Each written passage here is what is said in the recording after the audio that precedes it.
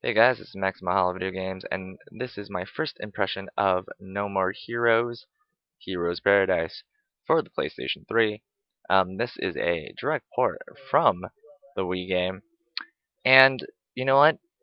I'm gonna tell you, freaking love this game.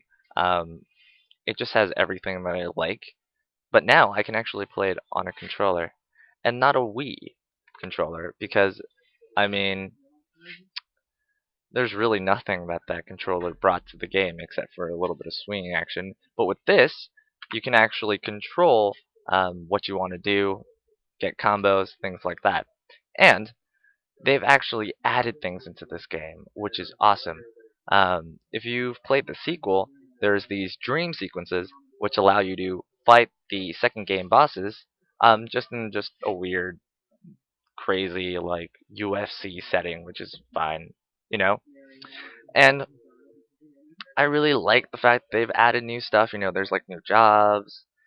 But the biggest thing about this game, I think, would have to be that it looks great. I mean, the Wii version on the Wii looked pretty good.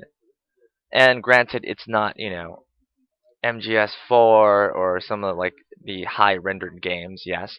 But the style and texture and kind of the contrast of everything, that last Shinobu fight where you were in the abandoned schoolhouse and there was just beams of light, and as she would go through the room, the light would change on her, and that was really dramatic.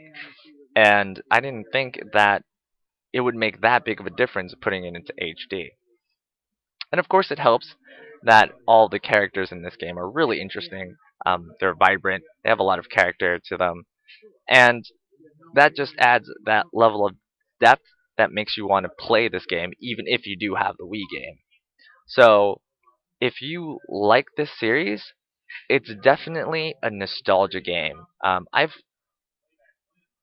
could say that I'm a really big fan of Suda and Grasshopper, but at the same time, I can barely remember anything that happened in No More Heroes, except for the characters, of course, because they're very memorable.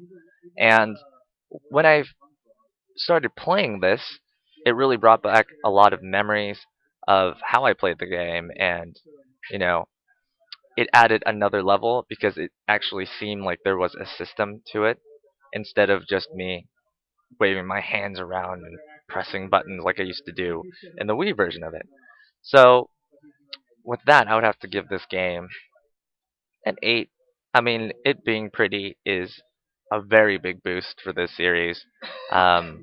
The second game, there wasn't any free roam and stuff like that, and I was a little disappointed because I thought they were going to do more with the free roam than do less. But in this version, they seem to have added just a little bit more detail to it. I mean, I'm having problems with the driving mechanic, and you can't particularly do that much more than you did in the Wii game in terms of free roam.